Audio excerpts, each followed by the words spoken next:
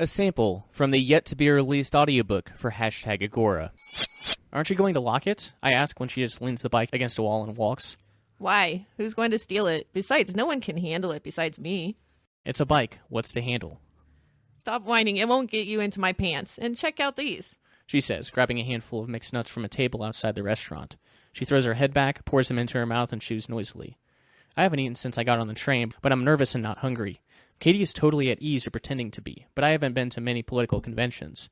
There's quite a crowd inside the restaurant, most of them suited up and elegant. We're here in t-shirts and jeans, and Katie hasn't even rolled down her right pant leg. Katie pushes the glass door open, and I am drowned in the noise of hundreds of talking voices. Someone's doing checks on the microphone. A few heads turn when we enter, but nobody seems to be interested in us much. Hey! Katie screams in my ear. I turn to hear her better. What? I scream back. I'm going to do some coke in the bathroom. You want to come?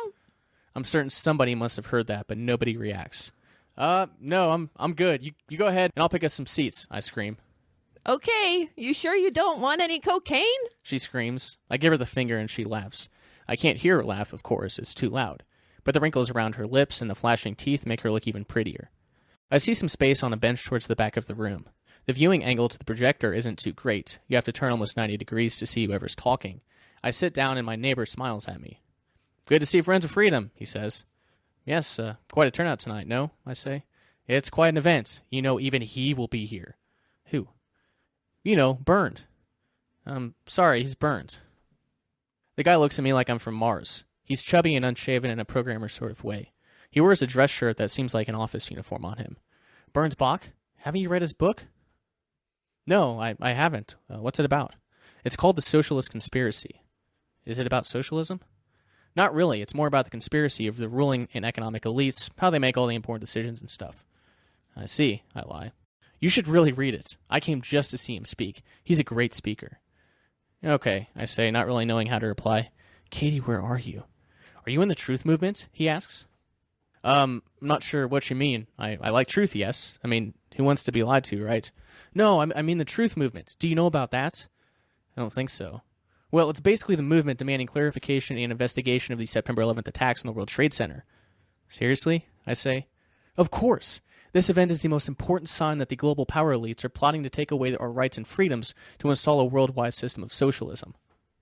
Well, I say, I agree socialism is bad. I don't want socialism. Exactly, says my neighbor. Then, you should join the movement. I don't think about it, I say. Think about what? Me? Katie says, and I jerk my head to the left in surprise. Oh, hey, there you are. How'd it go? Yeah, I'm about as high as a fucking kite.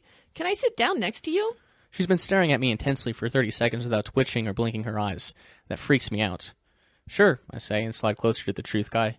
Katie turns around in a very deliberate way and carefully sits her tiny ass down on the bench next to me. Then she looks at me again, no expression on her face.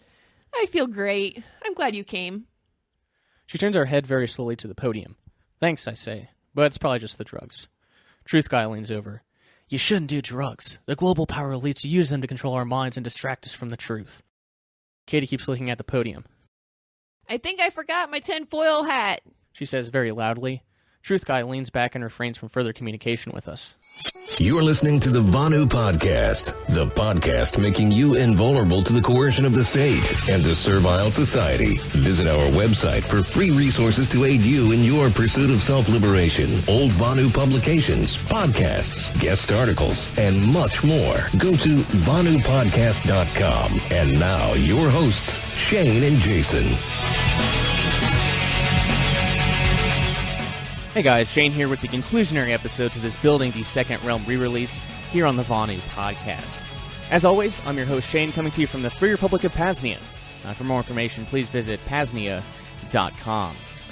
So this episode was originally released on April 29th, 2018, and is titled #Agora and Conclusion. We began by discussing the terrific crypto-agorist novella #Agora. In addition to an overview, we cover a few portions each that we found to be important. And at the end of the episode, Kyle and I talk about the past, present, and future more generally as it pertains to Second Realms or the Building of Freedom. Definitely not one of those nuts and bolts type episodes. I guess you could say it was a lighthearted, fun, and extremely positive way to conclude this series. But again, we're definitely not done with the subject of Second Realms. I don't think I have anything else to say. My conclusionary thoughts remain much the same as they were, around 2 years ago. So I'll leave you to that. But I can personally attest to the fact that second realms are popping up everywhere, and that the future looks extremely bright for those in pursuit of self-liberation. So keep your eyes and mind open to opportunities. And without further ado, let's get building.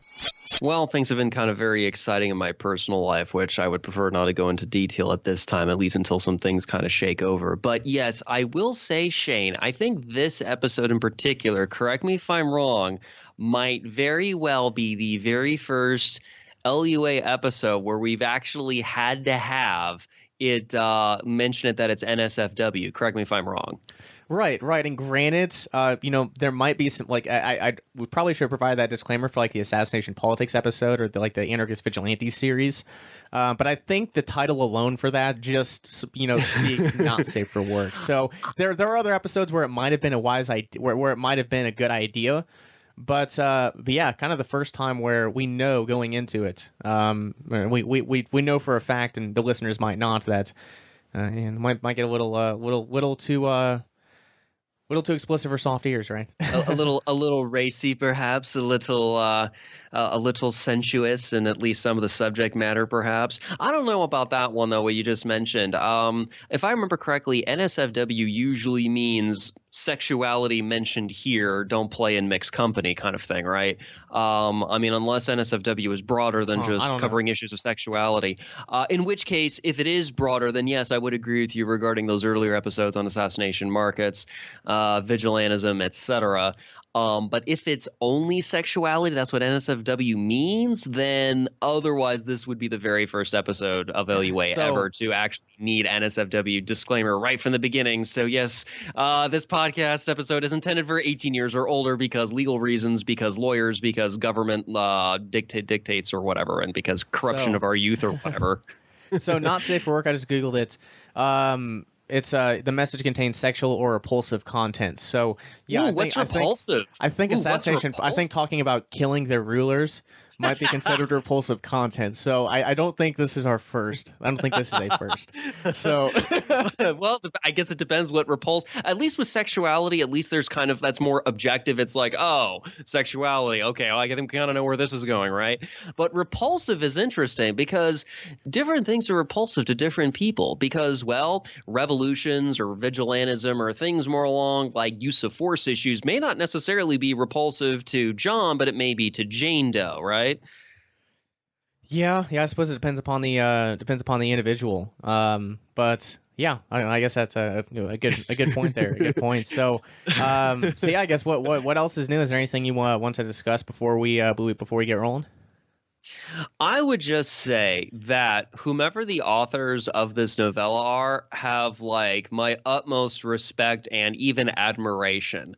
And even though I will probably never get around to meeting them because, as we'll get to here shortly, we really have no idea who they are, I would say this is one of the very best pieces of fiction I have ever read. Honestly, this is so fucking I read it amazing. One evening.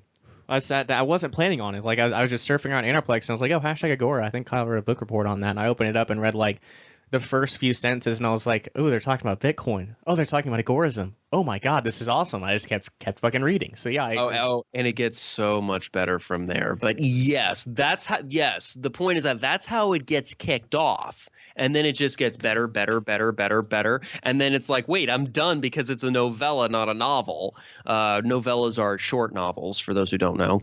And, then you're at the end, and it's like, but it's over, except the ending was very interesting in that it may not necessarily be the end in terms of that whole world building thing. So they kind of left the door open a little bit.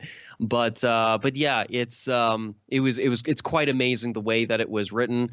It was the skill in terms of fiction writing is some of the very best I've ever read. I mean, right. I'm floored by how amazing it is, and the fact that it was released for free on the internet, anonymously too, basically. I mean, so yeah, there's the whole kind of there's an implicit anti-intellectual property, anti-copyright kind of thing to it because there's no Library of Congress number, there's no or whatever the hell, there's none of that stuff that you usually see in more mainstream publications and books and such. I mean, there's nothing. The book is just a text document. It's a .txt document. Literally, guys. I'm not kidding. That was the version that was off of Anarplex. Right. There's also a more refined version that I mirrored on the blog, which you can get off the book report, which was maybe I need that one for the for when I'm going to print this book for the MPL Fest. Damn, I have to restart this. I think so. Because the version that was all that I found on a certain other document sharing website that shall go unnamed. Even had like a cover page and stuff. Like it's really, really nice. And the text is bigger. There's more pages, but it's still pretty short for a novella, as is appropriate for a novella and such. And that's the one I kind of linked to and mirrored and such, because the formatting was a lot kinder. Even if you were to print it out and like staple it or something and give it to somebody like an actual hard copy, the other version, not the text document, I think would be a lot kinder on the eyes because it's bigger fonts and so forth. But yeah, but whichever so yes, ladies and gentlemen, there actually are two different versions of the book in terms of like the actual text size and all that. But that just shows how grassroots this thing really is. It's like there's already multiple versions of this novella that almost nobody's ever heard about, which is why in part why we're doing this episode. Gotcha. Yeah, so I might have to redo the formatting for the manuscript then. Oh well, not a big deal. And seriously too, I mean, I am so impressed with this book, and obviously what I'm about to propose would need some coordination. It would take some time to do, even if everything came together at the same time. But I would there needs to be an audiobook too. Thank you. Yes. I already thought about that today. Yeah, I totally don't mind you stealing my thunder because I was thinking the exact same thing. Yes, I thought about it earlier, man. So I think that's and putting it up on Amazon, too, and really having it available for free. And then for free, digital download, and then having the paperback, and then selling it on Amazon with the audiobook, I think would be another way to, I guess, raise money. So for my van nomadism, so I can get to Second Realms. A little selfish there, but it's a great book, and I'm gonna put in the work to get it printed. So. Yeah, well, it's a funny way of putting it that you just put it, but yeah, I mean, it would be lovely. I mean, the shall we say the dramatis personae isn't very large. We would just need somebody to play, the protagonist. Whoever would be doing. We need a female, yeah. Maybe Melissa. I would say the hardest one to cast would be Katie, who's my favorite character. She would be the hardest because there's so many. It's let me just make a kind of a mainstream comparison. It's kind of like Harley Quinn. From like the Batman, whatever the hell. Yeah, because there's so many ways you could do Harley Quinn wrong, and only like less than a handful of ways you can actually portray her accurately to like the spirit of her character and such. So like, for example, in that one, and I know people really don't like the so-called DCU mainstream Hollywood movies or whatever. I will say that in Suicide Squad, the lady, I think she's an Australian, whatever her name is, the actress, nailed Harley Quinn perfectly. And I was amazed. Like the rest of the movie, you could take it or leave it, but she nailed Harley Quinn perfect. I'm a big Harley Quinn fan. Okay. She nailed it perfectly because there's so many different ways to potentially do her wrong. And I would say something kind of similar here in this novella with Katie is that there's so many, because she's a very complex character. And we'll get to that here shortly, as well as like the context of the story in general, because this is all like preview stuff before we get into meat and potatoes and such. But yeah, I mean, Katie's very complex, and it's also very easy to misunderstand her, was even pointed out during the course of the story, where a lot of usually the male characters misunderstand her because, shall we say, they have ulterior motives when it comes to the bedroom and such. Their desire is not hers and so forth, and then it gets kind of complicated from there. So yeah, never misunderstand lady characters, especially well-written ones, especially complex ones, because they'll always take you for a ride and not necessarily in the sexual sense. Interesting. So yeah, I mean, I don't. We've already kind of moved into it, so I think we'll just blow past small talk. Because I think we'll just blow past it. So, I guess the first thing we should do is, an overview of the book before we really start to dive into it. So, Kyle, would you mind providing the listeners with an overview, kind of a brief introduction of #Agora? Sure. So the novella #Agora is basically set against the backdrop of, I guess it would be modern day. Early 21st century, I guess it is Berlin, actually. Yeah. It's in Germany, which is interesting because apparently, like most of the characters are German, in Germany, in Berlin, and everybody's speaking English. Make sense of that as you will. maybe it's not all that strange to people who live there. But yeah, that's kind of like why the characters' names all sound like not American, not even British. Even it's all very because they're in Britain, or excuse me, they're in Germany. So by the way, there is a really big, there is a really great crypto-anarchist community in Germany. So yeah, found that out from Paul Rosenberg. So that definitely makes sense that they're all German. Yeah. That kind of seems to be the case and such. So it's set against that kind of backdrop, and what we're kind of looking at here is basically I think it probably would be fair to describe it as a partial coming of age story, at least from the protagonist's point of view, where he's kind of starting from a certain point in his life where he's kind of just disillusioned. And then you see him kind of develop, at least in some sense, where he already has predilections and leanings towards certain things rather than others. And then you basically see him kind of evolve to where he pretty much comes out the other side fully immersed in what he was kind of leaning towards anyway. So he now has, so in other words, he has the courage of his convictions now because he's now certain, whereas before he was kind of trepidatious. And, that seems to kind of be the main driver for this. The narrative style for the novella is very much from his perspective. So he's both narrating the action, and you also kind of see him having conversations with the other characters. So it's kind of like how do I say this? It's like limited first person omniscient to some degree. I think is the more technical term in English lit or whatever. So that's kind of what's going on, is basically you're more or less seeing everything through his perspective, and either he's directly interacting with the other characters in the story, or he's describing other things that are going on that he happens to have knowledge of. Yeah, I definitely agree, and I think it's really. I mentioned them at the beginning of the book a moment ago, and it was interesting, kind of the way the characters were. I guess the characters and the plot worked out, because it was actually this guy's friends. And what was the main character's name? I read your Daniel LaRusso, which, if I remember correctly, was ripped straightly from the Karate Kid, right?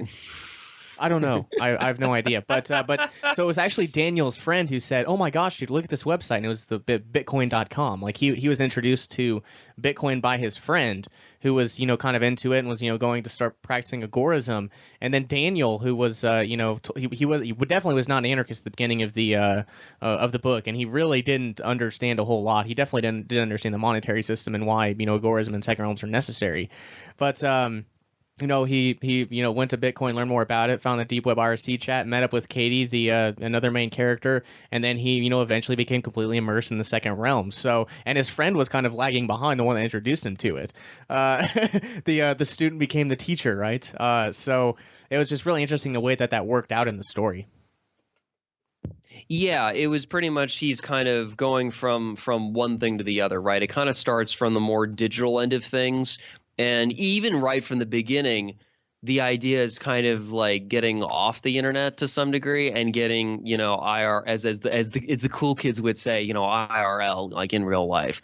Yeah, and kind of there are digital second realms too, though. But there definitely is. I think it's kind of a necessary duality, as we talked about before in episodes, that both physical and digital second realms are necessary. They both are, in my opinion, and I think they kind of express that. Smuggler and XYZ do in their book, and also I think they express that in #Agora quite clearly. Well, I mean, the other thing, too, is that most of the action in the novella is not on the internet. That's what's kind of interesting. For a novel for a novel about, you could say crypto-anarchism, but actually more specifically, it's actually crypto-agorism, technically.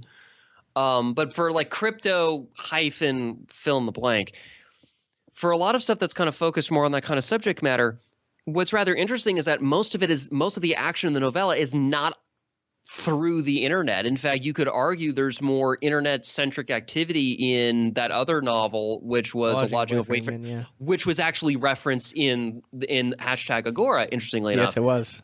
So that is interesting, because the digital chats were basically just plot devices to move it along.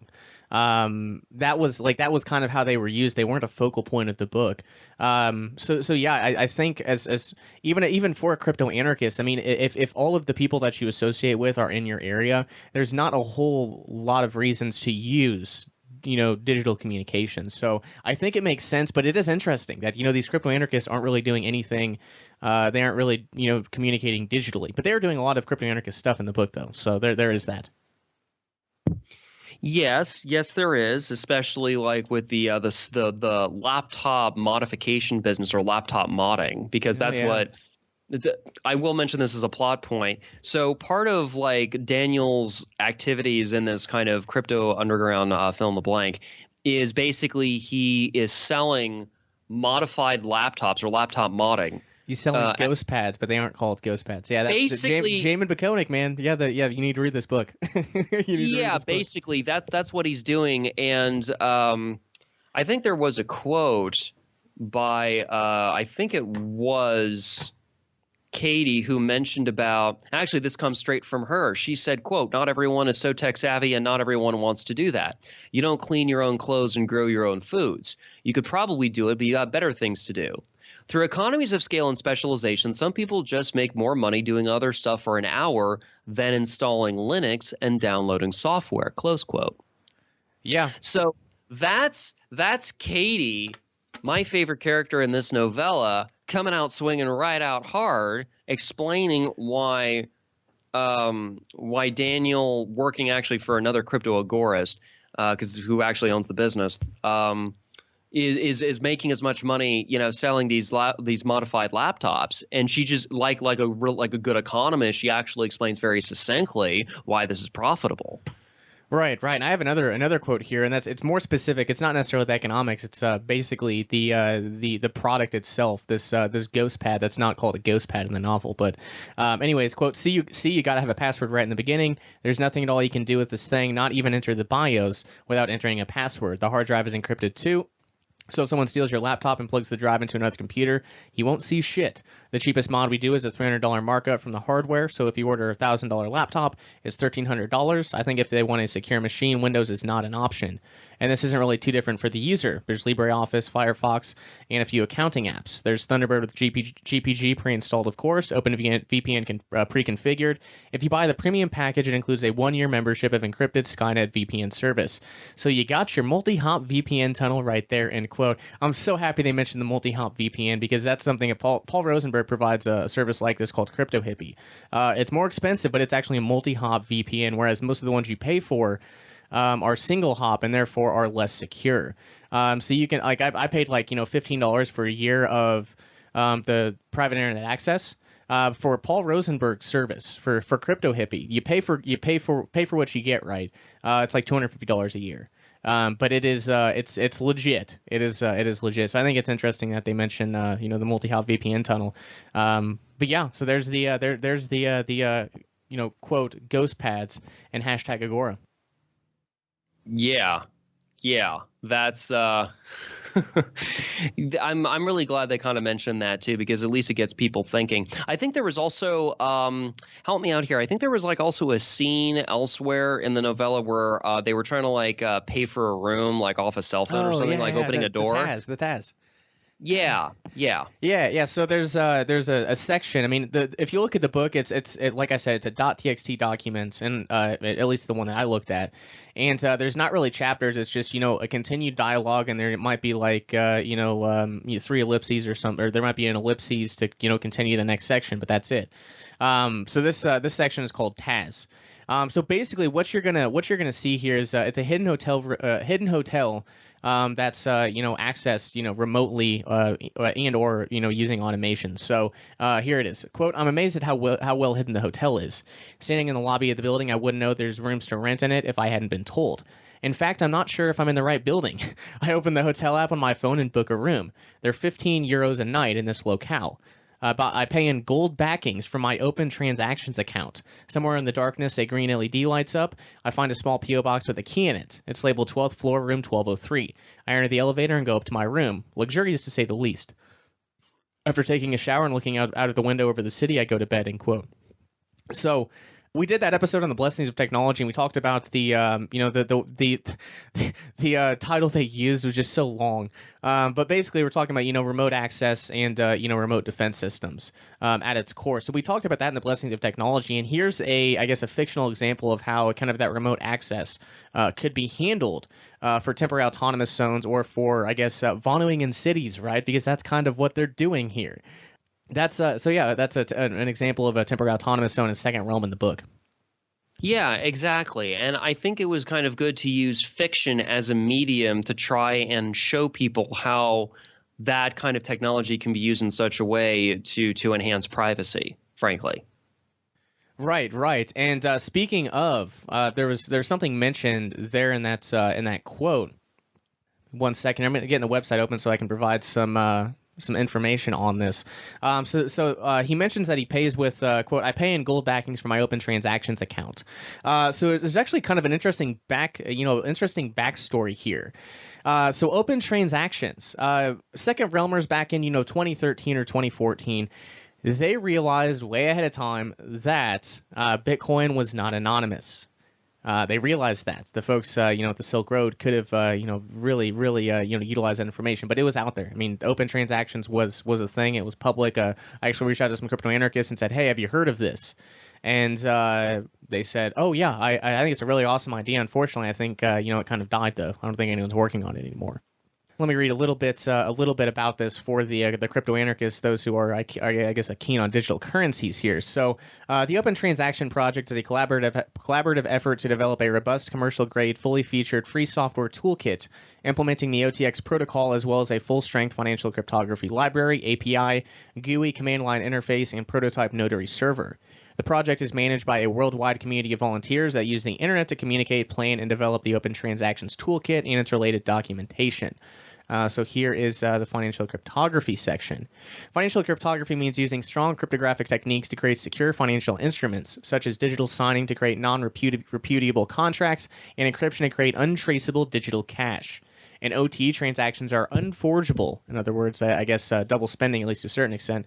Receipts are destructible, and balances cannot be falsified or charged without user consent. OT is able to prove all balances, as well as which instruments are valid and which transactions have closed without storing any history, except the last signed receipt. Open transactions implement financial instruments as Ricardian contracts which can be understood by both humans and manipulated by software. All contracts and open transactions use the same basic structure. All parties involved sign an agreement, which is notarized by an independent third-party witness. This technique is known as triple signed receipts. Importantly, transactions are formed and signed on the client side first before being notarized by any server. An OT client is thus ensured that an OT notary server cannot falsify his receipts against his will, since the server can't forge the client's signature. The basic structure can be built upon to create many types of financial instruments. So it's interesting. It's an interesting kind of implementation there. So working with financial instruments, Open Transactions is designed to provide the highest security possible for both the issuers and bearers of financial instruments. Servers in Open Transactions act as notaries, which can witness and confirm balances, but it cannot change them. Every party associated in a financial instrument can prove their balance to any other party, and no party can alter the balance of any other party without their agreement. Even a malicious notary cannot do this. Open transactions represents quantities of a given unit type as deposit agreements, which are signed by the bearer and a notary. So the difference here, the main difference between open transactions and what we more commonly know as digital currencies today is that open transactions, this was a system to include, like, you could pay with cash, you could pay with gold, you could pay with silver. You could do that, and it's both digital and physical. So it's a really interesting kind of implementation there, an interesting protocol. As I said, it hasn't. I guess it's the pull requests have kind of gone down to nothing, and it hasn't been updated in a while. But here's some examples of financial instruments in the open transaction system. So transfers and atomic movement of funds from one account to a different account, like a bank account to account transfer. Checks, a payment which is not deducted from the sender's account until the recipient claims it. Vouchers, a payment which is deducted from the sender's account at the time of creation. Invoices, a payment request which the recipient can opt to pay from any of his accounts. Cash, anonymous cryptographic tokens which can be securely redeemed by the recipient without revealing the sender.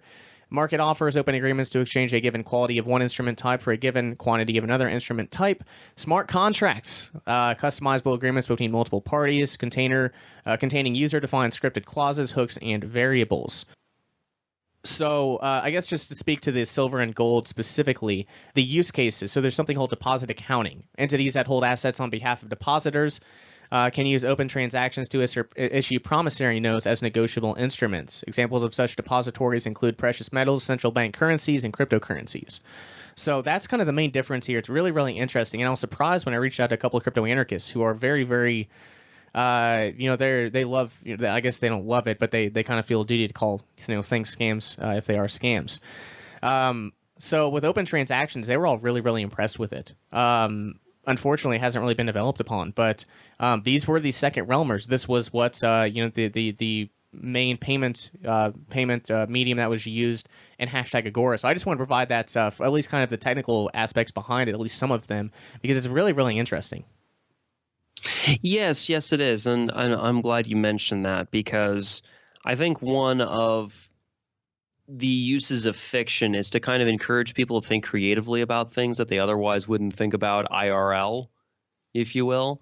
So that I think is kind of rather important. And yeah, the characters in this novella are very much tech savvy. Okay, it kind of goes along with the territory, right? Some of them are more tech savvy than others, but there's a certain baseline that everybody's kind of familiar with, right? In fact, the very name of the novella is actually based on, I guess you could say, the IRL #Agora IRC chat room, right? Oh yeah. So I think I mentioned in one episode at least that I actually did get into the deep web IRC chat for #Agora, and I exchanged messages with Smuggler, the author of this book. So that's so it exists. It's not that hard to get to. Just go to anarplex.net and actually pull this up so I can, give some actual, advice here on. It's actually really easy to access, which is kind of surprising. I guess there's probably other ways there are other ways to connect, but you can do it pretty easily. So let me see here. Agora IRC. So you go to anarplex.net, click Agora IRC, click connect to the server, and then you can connect directly from the ClearNet. There it says connect directly via Chatzilla, etc. You can click that link right there, and it should get that opened up for you. So it's actually pretty easy to do, and I've been in there probably a handful of times, and one time I was able to actually chat with people. There are about 30 people that just sit in there, but a lot of them are AFK. So I'd recommend go check it out. I mean, it's a really, really cool place to be. These people are these individuals are super hardcore. So if you can get a conversation with them, I would recommend that you do that. So yeah, the #Agora chat, which that actually played a pretty major part in #Agora too. As I said, the chat rooms there were kind of plot devices, and they have talked about open transactions in there, which I know they did a few years back, and a bunch of other really cool stuff too. So yeah, I'd recommend checking that out. Well, Daniel, the protagonist, I mean, his whole story, how the novella starts, is in the #Agora IRC. That's where it started. Yes, that's where he met Katie, and that's when they eventually, decided to meet up. Was from that IRC chat. Yeah, exactly. And so, yes, even the very title of the novella itself is a direct reference to something that you can actually go visit on the actual internet and such. So yeah, that's just kind of something to keep in mind. I mean, there very much is a art imitating life imitating art kind of going on here. Just to be clear. Yeah, definitely. So another interesting feature of this book is that they work in the modern anarchist community. So for example, and I don't think this is really a spoiler, and if it is, we gave that disclaimer earlier, but they're just really, really neat, I guess a really neat implementation. So the characters in the book actually go to PorkFest. I think the main motivation for that was to sell more, quote, ghost pads. I think they're on a business trip, and also to meet up with other anarchists and such too. But the characters go to PorkFest, and they attend Mises University there in Auburn, Alabama. And there's some pretty interesting interactions with folks like Jeffrey Tucker. He's in the book. There's some interactions with him. I think Bob Murphy's in there too, and there's some other ones as well. So I think you wanted to mention something about kind of the way that these characters, these real life characters, were portrayed. Yes. Well, let's see. Without giving too much away, because there's one particular detail I want the listeners to actually read about, because if I were to mention it here, it probably would be taken out of context and make another character look bad who doesn't deserve it, because if you understand it in context, it's actually pretty fucking funny and fits. What I will say here, a little preview, so to speak, is that Mr. Jeffrey Tucker, Austrian economist, with his affectation for a certain multinational conglomerate fast food restaurant chain, who shall go unnamed because they are evil, eat because, as opposed to their slogan, I'm not loving it. Yes, his affectation for that particular multinational conglomerate is very much emphasized here, like by name, and like even when they go sit inside one of the fast food joints, he's like tipping the waiter and stuff. It's not even a waiter. Or Not even excuse a me, yeah, waiter. not even a waiter. It's like one of the tipping the janitorial staff. I don't know. or what? Yeah, excuse me. Calling them waiters is actually giving waiters a bad name. Yeah, it's like he's tipping like the poor minimum wage slobs or whatever, and it's just the cashiers, I think it was, or whatever, and it's just like, oh my god, really? Like, this is just.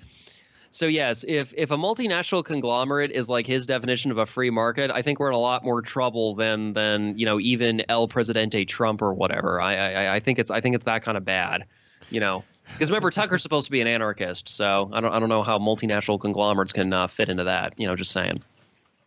Right. But yeah, I did find that absolutely hilarious. And I mean, you don't really see that a lot.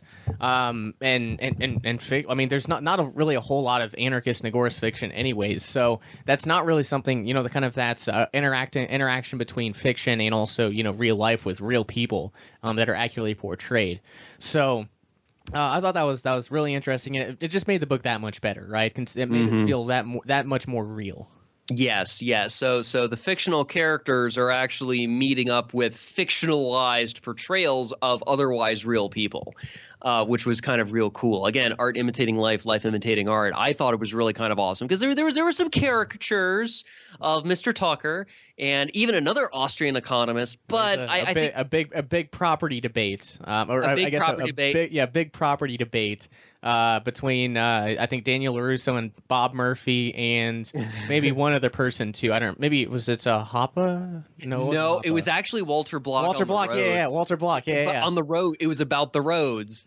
Yeah. And some other things. So yeah, it was really good. I thoroughly enjoyed it. It was fantastic. And there were earlier references to like the Austrian School of Economics too, even back in Germany.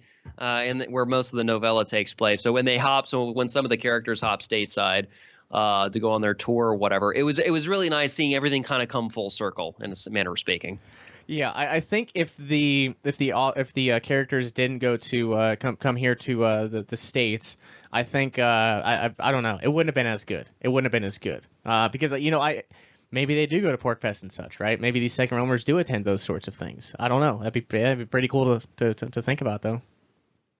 It is pretty cool. Yeah, it is. It absolutely is. And it was interesting too. Like once the characters come back from their from that side of the pond back to their side of the pond, so to speak, it was also interesting how that kind of segued into the ending of the novella and how everything ended. Not to spoil it, but how everything ended on an extremely unusually high good note.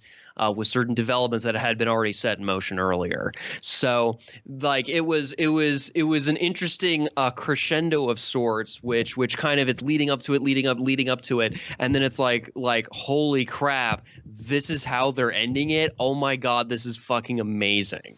Yeah. Like it's like the thrill ride that just doesn't stop. Yeah, and the way it's kind of left, and I don't think this is a spoiler, but it's I think it kind of leaves it, okay, you start writing the story now, reader. You start writing the story. Very, very much so. Like when Katie's like riding away on that bicycle of hers, which actually, if you think about it, was at the beginning of the novel. That's how Daniel kind of met her. Was that she was riding on a bike. So she rides in on her bicycle, and then at the end of the novel, she's riding away on her bicycle, and she'll meet up with Daniel later or whatever. And let's not say what she said to him right at the end, because that's kind of don't want to give it out of context. But there's a certain thing she says to him which in context makes sense, and she kind of kisses him as she essentially does her version of work. She rides away on her bicycle. So there's very much, I love the way this whole thing was written. There's very much a kind of a coming a full circle type thing. There's very much, actually, this is kind of a key thing that's been mentioned in many literary circles, the notion of like, I think it's called the hero's journey. There's very much a hero's journey thing going on here, especially with Daniel, the protagonist, where he kind of comes out the other side, like I said earlier, and there's very much a development and all that. And I suspect, too, that it's not just with him, but in some ways I even think it is with Katie, which I think is why she's my favorite character, actually, by far.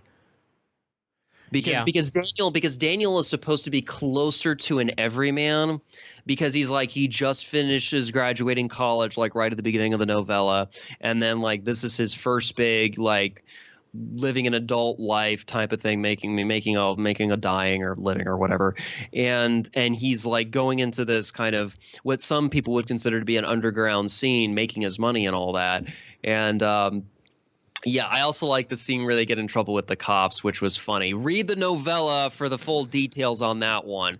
But yeah, there's a scene where they actually – it's really the only scene, I think, where they actually have any direct contact with the government, I think. I don't think they have any other contact with the government throughout the rest of the novel. It's just like the one scene with the cops. Yeah, it was like the one scene – it was the one traffic stop, and then the police – and then the next scene where they're at the police station, and then everything shakes out in a very interesting way, but basically it's like two scenes back to back over the course of like a night. And other than that, and that's what's very interesting for a novella that's very there's obviously security culture practice, and then they also had an arrest plan. Denton's lawyer came and got him out of there, and they didn't face any charges whatsoever. So it's much like a Watching of Wayfaring Men, where whenever the people they hire to monitor the various servers for the free digital economy, they hire people that have no idea what the hell is going on. So whenever it's eventually raided, they're arrested, and then they have a lawyer that gets them off of everything. So like there's very much an arrest plan, and kind of, okay, you might have to go to jail for a couple of days, but we'll get you out of there, and we'll set you up with a great life going forward. Like that, like it's like there's that preparation there, and it really shows. That I think that that is the only real interaction with the Bludgies they have, and I think that's because they practice such a good security culture, and they're so prepared for everything. And if you remember when we were reading different passages, and if you've read it yourself, or I guess different excerpts from Second Realm book on strategy, that's very much a part of the Second Realm. So it's not a surprise at all. No, yeah, it is. And so again, like I said, for such a consistent, an unusually consistent anti-political work of fiction, it's amazing how little direct contact there is with the state in the course of the story. See, most of it is not – there's like no direct contact with like agents of the state. In fact, I would say most fiction books have to have that for the conflict. But they didn't need the author of this book didn't need that. Which makes it even more wonderfully unusual. Right. So let me make a comparison here with a better well-known example, which of course would be J. Neil Schulman's Alongside Night. And by the way, for purpose of full disclosure, since this is public knowledge and on the record and all that, J. Neil Schulman is a regular reader of mine on my blog, by the way, because he's also commented and he likes my stuff basically. Even though I'm technically not an agorist, at least at this juncture, I'm actually more of a Vonuan. But it's kind of like, oh wow, it's like a yin and yang thing. Oh, whoop-de-doo, big difference, right? It's more of difference of emphasis. It's kind of like, do you want to use counter economics to abolish the state, or are you pursuing invulnerability to coercion? It's like, okay, they're both different forms of direct action, which are inherently anti-political. I think we're all on the same side here. It's just different ways of pursuing liberty or whatever. But yeah, like J. Neil Schulman's like a regular reader of mine, and I've written about Alongside Night at length. I'm very familiar with the story. I think it's wonderful for a lot of reasons. It really was the very first Agorist novel. And similarly, I think #Agora is the very first Agorist novella. So I think there's that distinction too. I would say one major difference between the two works of fiction, between Alongside Night and #Agora, which is this. and you were alluding to this a minute ago, Shane, is that there is so much direct contact with the government in Alongside Night because, like you said, the needs it for the story. I mean, the story. I mean, it's kind of like it's kind of like an American Renaissance of sorts, where things are kind of. The story structures are incredibly different between the two. It's not just the length of the story, novel versus novella. It's not just that. It's also this is subjective anyways, right? Of course, but it's also well, we're doing some literary criticism here too. Let's be honest. But there's also literary comparative literary analysis. I think is what the eggheads at the intelligentsia basically like to call it. But yeah, there's also like the nature of the conflict itself between the two stories is very, very different. So with Alongside Night, it's very I would say it's very external, where you have different competing batches of people with very, very different worldviews, basically coming into conflict and at times engaging in violence. Whether it be self-defense or coercion or whatever version it takes place, that at some point it comes down to violence sooner or later. I mean, there's also some good security culture things that were demonstrated in the Alongside Night story. However, I think #Agora is very different, where the conflict is mostly internal. There's a lot of, I don't want to say psychological horror, but there's very much a lot of self-reflection going on. There's very much a lot of like, what do I want out of life? How do I want to live my life kind of stuff. There's much more an emphasis on lifestyle changes rather than let's use counter-economics to abolish the state. Right. And again, and in many ways, even though #Agora is about agorists and it is about agorism and crypto-agorism specifically as kind of a subset, the emphasis is not so much, even though it is very explicit about this, especially at the beginning and even at the end to some degree, which I don't want to spoil too much, about basically taking out the state. It's mentioned, it's clearly explicit, but the emphasis is not constantly throughout the story about that like it is in Alongside Night, because the purpose of this story is different. Like, okay, if you look at Alongside Night, wonderful story, but it's not about lifestyle changes at all. It's about using It's about promoting the idea of using counter-economics to abolish the state, which is what Sam Conkin's vision was, and explicit mission statement in a new Libertarian Manifesto and so forth. Right? It's very Jane L. Schulman did that on purpose to make this idiot proof basically, and God bless him for doing so. That's not the point of #Agora.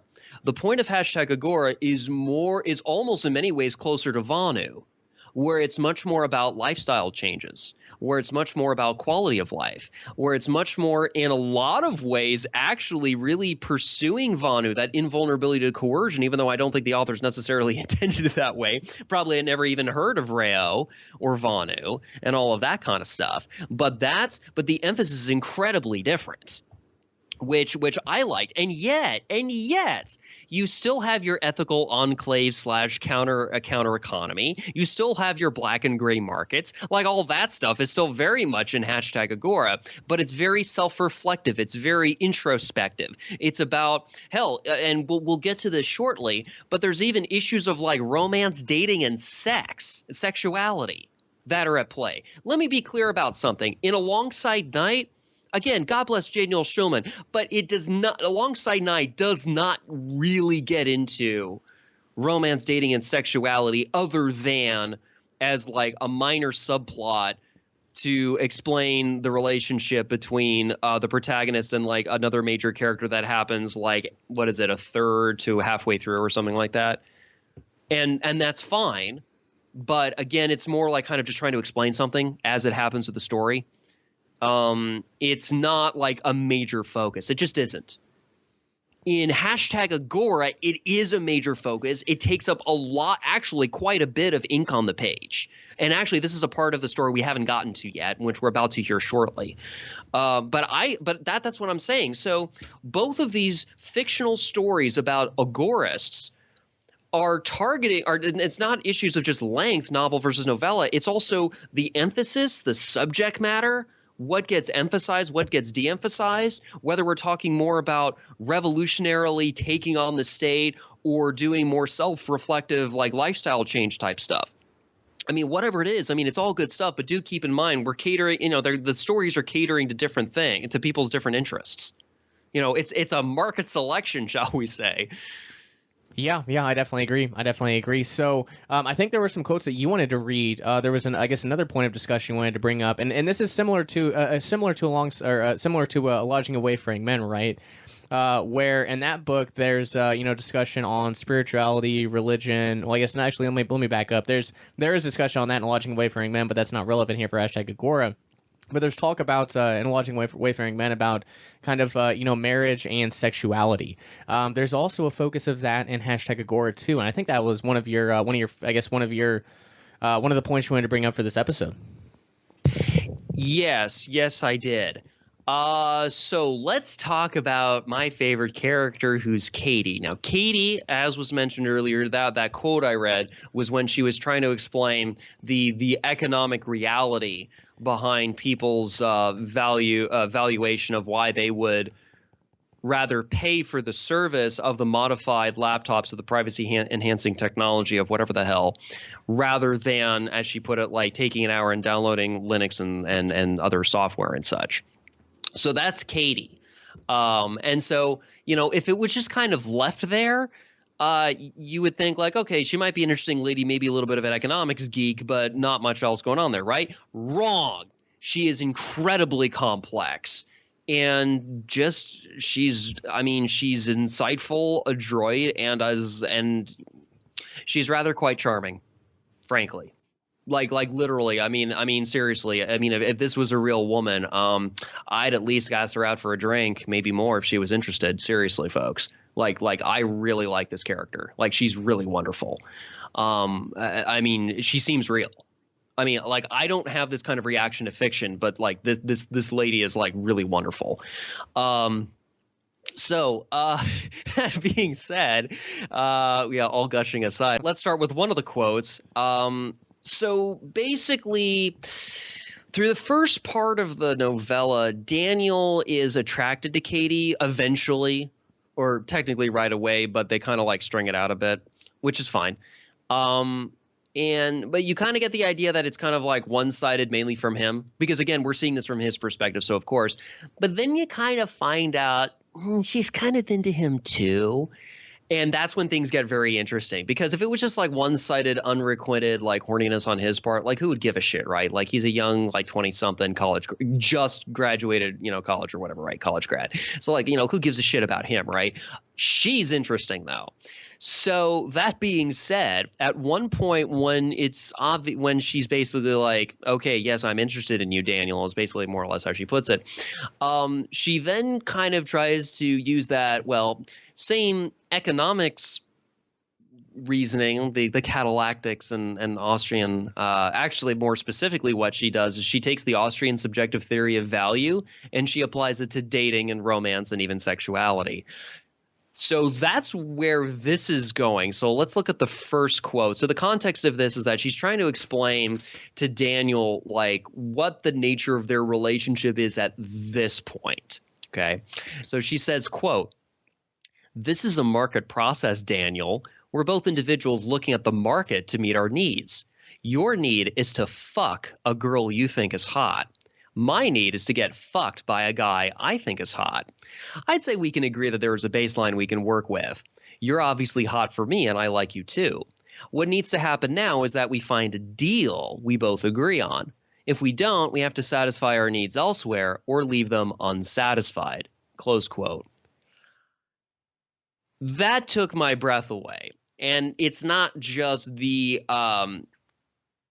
it's not just the plain sensuality at play, obviously. I mean, that's kind of the obvious stuff. The more subtle thing going on here is that she's trying to explain like how sexual desire works, but like how you would explain like trading and such. I mean, kind of like how Ayn Rand would mention either in Atlas Shrugged or even in the nonfiction like objectivist literature. Ayn Rand was always trying to explain like how romance, even love, is pretty much a two-way street. Like you're exchanging value for value, and there doesn't need to be money involved. I mean, there can be money involved if like you're talking like about something like prostitution, but that's just a straight market transaction. That's not, prostitution is not the same thing as romance. Can we be clear about that? Because some people kind of get the two. Yeah. Some people get the two confused. Hell, some people even think that the mixture of prostitution and romance is something called marriage. Jesus. Hey, some people. I guess in a way, maybe. Some people think like that, and you know what? Some of them may not be entirely wrong, especially when you look at some of those divorce settlements. Yeah. I'm just saying, I mean, there are people who really are just like that. Most of them are the mainstream servile society, first realm, controlled schizophrenic junkheads. So that being said, I think Katie's explanation about how you can basically take the Austrian subjective theory of value and apply it to dating, where it's like you're exchanging value for value, except of course we're talking about romance, dating, even sexuality, is actually rather quite amazing. And it's simple, it's to the point, and it's also, Shane, I've mentioned before that I think one of the greatest evils of our time is economic illiteracy. Because I personally kind of can think that if people were just more economically literate, even if they were still decided socialism was great because they hate their fellow humans and thus they want to hurt them through socialism or something, at least they understand why. That being said, I think a lot of people wouldn't be authoritarians of any stripe, commie, fascist, something else, if they actually understood how like markets worked. Because once you understand that kind of baseline, you can then start applying it to other things where money isn't necessarily involved. It can either take the form of mutual aid or even just other things. And one of those other things would be something like romance. Yeah. So, yes, I mentioned marriage a minute ago. Oh, this next quote is lovely. And this is probably the quote that's probably going to piss off just about everybody, but for different reasons. So let's get to it. The context for this quote is much later in the novel, after they've slept with each other multiple times, one of which was rather quite explicit and reads like something more out of like a piece of erotica. So there's no imagination left to the reader at all, and I won't read that here. But basically, at one point, Daniel's considering asking her to marry him because he's just that into her, and it's not just, being crazed with, satisfying his lust or whatever, and vice versa. He actually does genuinely care about her. Yeah, definitely. Without a doubt, yeah. However, and I do need to explain this in context, they actually went to like I guess you could say like an underground party of sorts. And there was also a little bit of a lead up to this. I don't want to give too much away, but I'll say this because it needs to be mentioned because of the context of the quote. During this party, Katie finds out that Daniel is kind of attracted to other women, not just her, but his attraction to other women is just strictly more based on aesthetic. Like he loves her, but he's also attracted to other women just more sexually. So it's not quite like a polyamorous thing. It's more that, shall we say, he has a wide range of tastes. And that being the case, she's trying to kind of reconcile this and kind of make sense of this and all that. And obviously they have this long drawn, and later after the party, they have this long drawn out talk, like as in the context of, honey, we need to talk kind of talk, where basically they kind of come to terms with the fact that he is attracted to blonde. Katie's not a blonde. And the aesthetics involved here was that Daniel is very much attracted to blondes. He's also attracted to blondes who are, shall we say, well endowed with bosoms, let's just say they're not A cups and leave it at that. Okay. And I have to say that because it's relevant to the story and it's relevant to this quote I'm about to read. So that's kind of the lead up and the setup to this quote, where basically they've now had the talk. And he's asking her to marry him, or it happened a little bit earlier. Basically, this is all kind of happening pretty much at the same time. And then she said, yeah, I think they were just talking about it, just kind of discussing. Yeah, and he does care about her, but that's not the point. It's that she's kind of trying to reconcile like his attraction to other women versus his genuine love for her specifically. And then there's the marriage question on top of it. And so this is what Katie says in response. This is her putting her foot down kind of thing. And I love this so much. There's so much good stuff in here. It's not very long, but here's the quote. This is Katie talking. Quote, "Listen to me, Daniel LaRusso. I will never marry you. I repeat, never, because I love you. Marriage is effectively a legal monopoly on another person's love. If we get married, we won't have as big an incentive to fulfill each other's desires and needs because we don't have to. The other person can't just leave or take a better offer. Incentives work no matter how hard you try to ignore them. I would get fat and puffy and I'd stop shaving my pussy. You'd fart in bed and not shave and leave your dirty socks on the floor. Besides, what would I do with my legal monopoly on your cock? Sue you every time you're hot for a blonde with a rack? How's that going to stop your attraction to blondes?" End quote. Again, folks, this is why this episode is NSFW. That being said, I think there's a lot of important things going on there, Shane. So, especially that first half. I mean, that's true. That's kind of what Paul Rosenberg and I discussed. Was that, and that's what he kind of talked about in Lodging with Wayfaring Men too, at least to a certain extent. Well, I mean, basically, what Katie here is kind of explaining is the more like hardcore, consistent, like free love position, right? Where basically marriage it's not so much like the more moderate position where it's just like another type of contract that unfortunately the state has kind of tried to turn into like some sort of license where you're asking them for permission to like do stuff that you were doing before with your lover, right? Thing. This is the more hardcore position where the free love advocates are essentially viewing marriage as just a de facto monopoly, and therefore, if marriage is actually a monopoly, even in the context of a contract, therefore it takes on all the nasty effects of a monopoly like it would in any other context of the free market. And therefore, there's all sorts of like bad consequences from there and so forth. And therefore, when eventually you get around to issues of separation, divorce, et cetera, of course, all that kind of stuff is more of a fait accompli because the foundation for it was already bad from the beginning.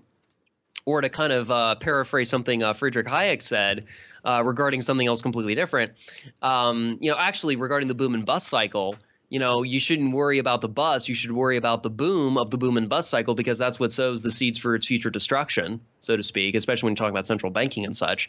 It's kind of something similar here. So if you're viewing marriage kind of like the equivalent of the boom part of the boom bust cycle and a divorce being, of course, being the bust, you shouldn't be worried. The free love position here is essentially you shouldn't worry about the equivalent of the bust, the divorce. You should be more worried about the marriage of the boom part because it's sowing the seeds for its future destruction. By the fact you're even engaging in this legal monopoly at all. is then why you have like awful things like this. What was the latest statistic that came out a couple years ago? Something about like half of all marriages end in divorce or some damn thing that nobody ever cites. Yeah, I actually did a paper on it in high level indoctrination. Yeah, it's about 50%. Yeah. One out of every 2 marriages. It's so common. Right, and so if that's the case, if it really is this kind of ratio, then there's a big fucking problem with the way that marriage is conducted in society. If it fails 50% of the time, if we're talking about any other. If 50% of nuclear power plants fail, I think we would, address the issue and say, maybe something's a little off here. But I guess with marriage and with sex, those are subjects you don't discuss in polite society. And I do agree with that, at least to a certain extent, right? It's behind closed doors, right? It's private. But then again, why the fuck is the state issuing licenses? So I guess that's maybe that's one element of it, which is more kind of the sociocultural prudishness of it all. And I'm not ignoring that. I think there's something else going on here too, where there's kind of this implication that if you don't play ball, then you're pretty much like giving up like these. It's this argument about like marriage as a legal protection. It's kind of like almost like a bastardized view of like what legal interstices are. So it's kind of like, well, what if marriage was like an interstice? And it's like, no. You're viewing it like a shield. It doesn't even really make you more invulnerable to coercion. It just allows you to get benefits from the state, like tax cuts and things. I mean, Right. there's no actual real protection, and in some sense, it makes you more vulnerable to coercion, right? Because who's going to arbitrate on that contract if there's ever a dispute? Well, it's going to be the monopolistic courts. So I think it's bad for, a whole slew of reasons. Right, and maybe this would be more appropriate for maybe a different LUA episode or something else. But maybe we should get into like the whole marriage issues and how that impacts issues of freedom and liberty and all that, at least in this country or whatever. But I will just say this isn't Vonu. My bad. Whoops. Well, or on TVP or what have you. But what I will say here is that Katie's position regarding her attitude towards Daniel about "I will never marry you because I love you" is very much the typical hardcore, consistent free love position, which basically and if we're talking about second realms too, relationships in the second realm between second realmers, there will be no marriage license. That's an aspect of the first realm. So I think this is more relevant than some may actually realize.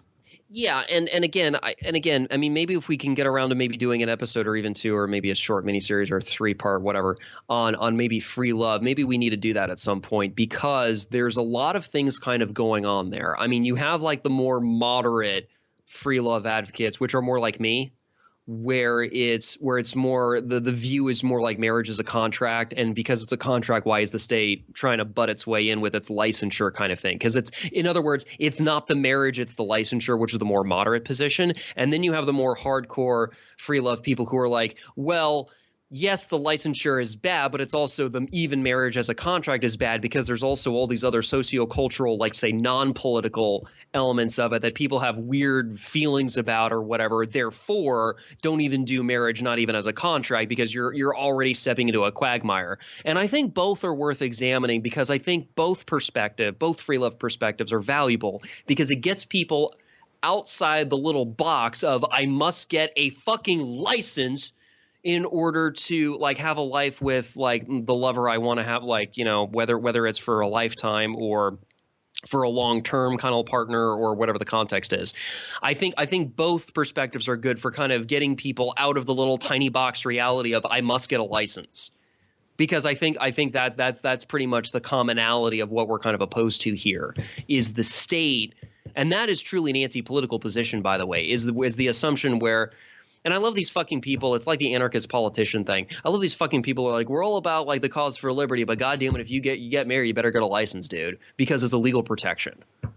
And see, that's the worst part. And here's the worst part, Shane, and I don't mean to insult anybody in particular here or any particular types of groups or even individuals who sincerely hold this position, but I have never, ever seen one good argument in favor of the position that says that marriage is a legal can we call it a legal shield? Because it's not an interstice, because there's no loopholes here. No. So it's more like, well, you should get a marriage license when you get married because the license is a shield. Basically the position is the marriage license is a legal shield. And it's like, okay, so what are we talking about here? We're talking about tax breaks. We're talking about hospital visits. We're talking about health insurance. Yes, well, that's kind of tied in with the hospital visits. But yeah, that's that too. I guess maybe if we're talking about like last will and testaments, kind of trying to avoid probate court, sure. I guess there's that. But you know what? Here was my counterposition. And those are the arguments I've heard, and they sound convincing, and perhaps they are. And maybe they're right. I would like to think they're wrong, because my counterpoint to that over the years has always been, well, marriage is a contract. Remember, I'm the more moderate guy. Marriage is a contract. It's a private contract. Therefore, the state doesn't have any business involved in that, except – and even the minarchists should be with me on this one – except only to the degree as it comes to issues of like contract enforcement. So for example, look at like the LGBT people, okay? Before the Obergefell case, I have actually learned a lot from those folks about how to get around the whole licensure issue. So if, for example, they needed to do hospital visits, let's say Adam and Steve let's say Steve came down with tuberculosis and Adam wants to go visit Steve in the hospital, but they won't let him do it because they're not married, quote unquote, or whatever. It's like, okay, well, if Steve had listed Adam as his medical proxy, this is all a moot point. He can get access to the hospital for the most part. Right, or if they would have gotten a power of attorney or something like that.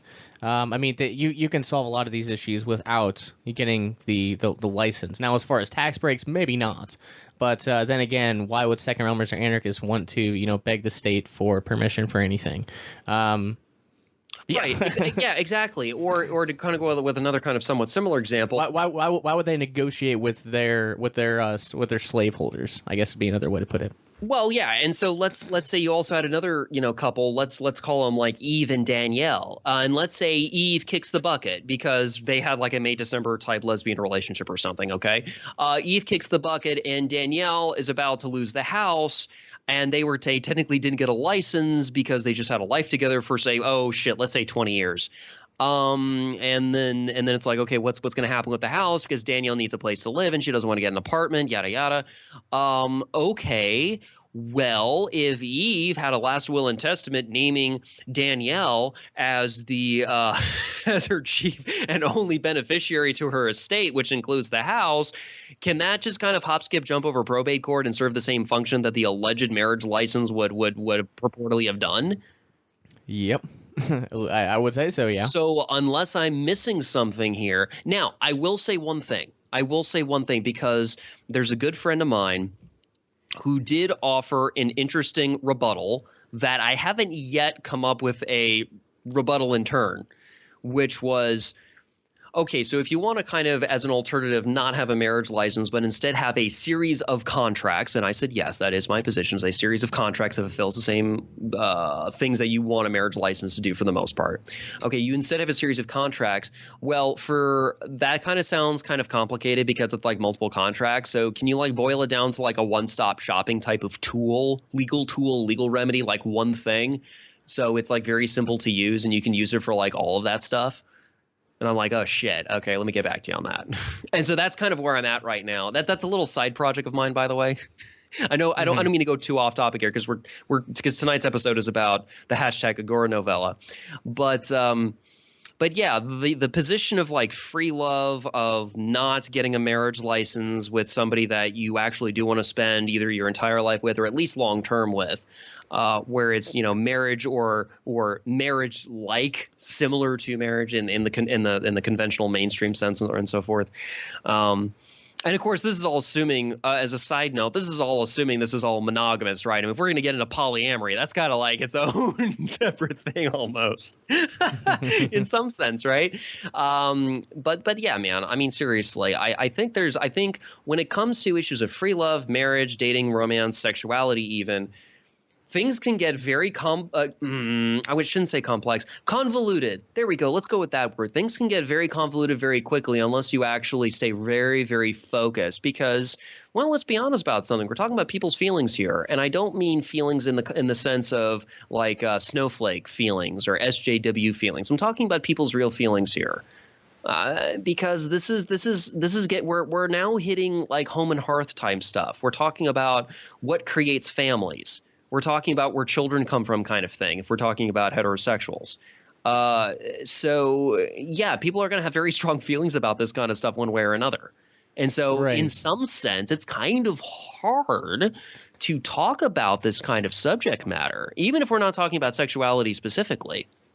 But even the more dating, romance, marriage type topics, it's very hard to even talk about even that kind of thing without people on, at the risk of sounding like El Presidente, with people on all sides getting very, shall we say, worked up and very emotional one way or another. And so, look, what I'm interested in more is like what are the market solutions to the marriage licensure issue? Because I do view it as a problem because it's not right what the state has done. In fact, for those people who don't know, marriage licensure was originally enacted by various American governments as a form of essentially discouraging what the state itself called miscegnation. And for people who don't understand what that is, miscegnation was, of course, the practice of people of different colored skins marrying each other, especially when it came to reproducing children and such. So, yeah, so it was straight up racist. Genuinely, that provable form of bigotry. A genuinely racist thing was actually what marriage licensure is, ironically, much like the fucking gun control laws, which were also just as equally racist, aimed towards not just people who were enslaved, but even the free black men in particular. I mean, it's just like, okay, so like I'm like a free Negro, but I can't have guns because the state said so. What the shit is going on here?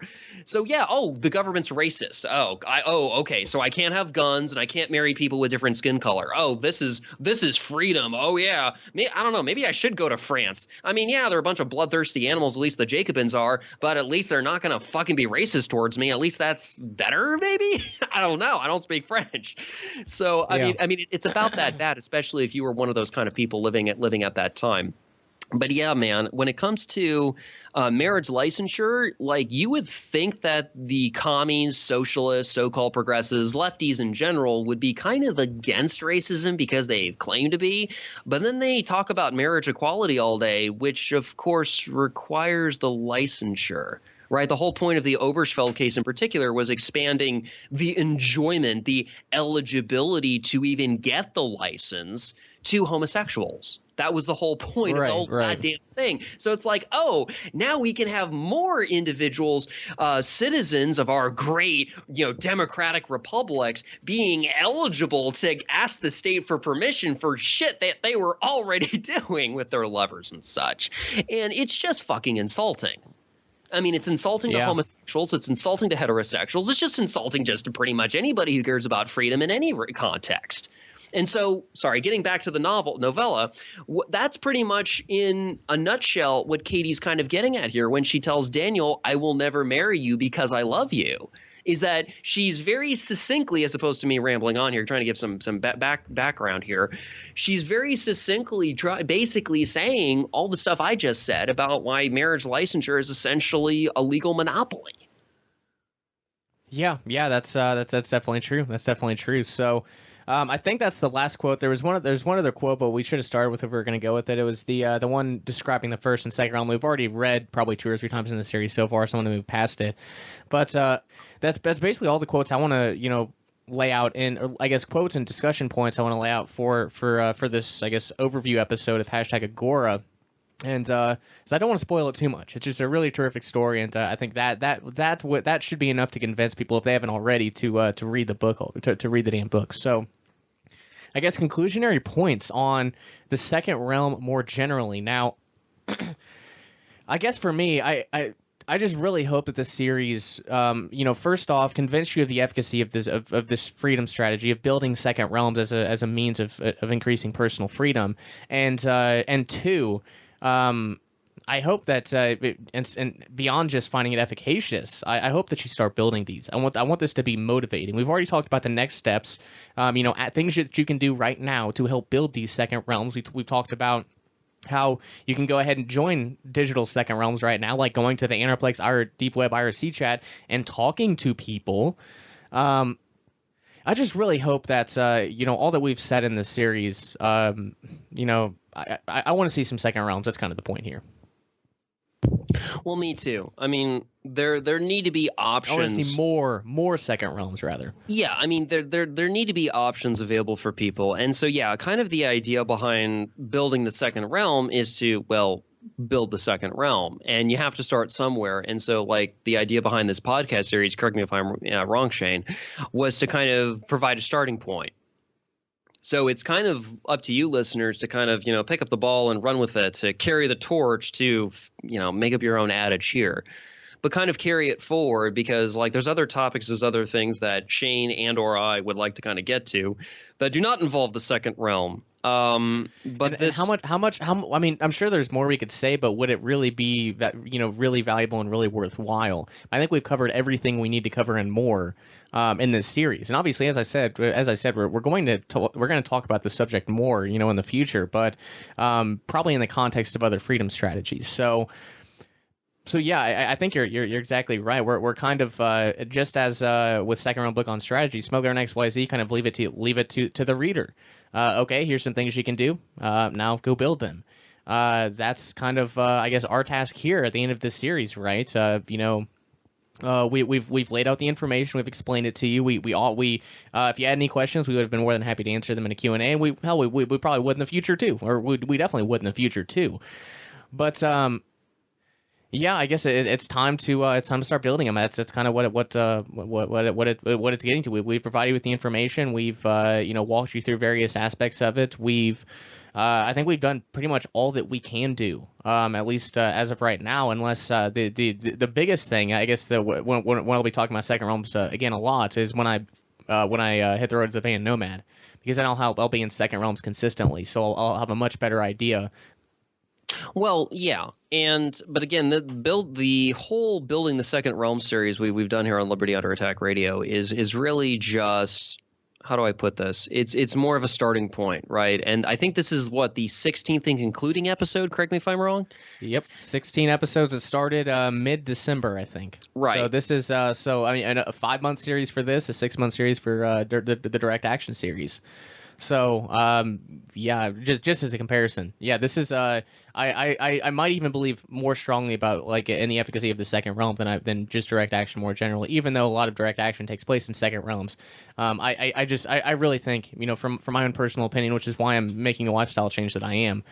I think second realms are the path going forward, at least for the most radical folks, right? Yeah.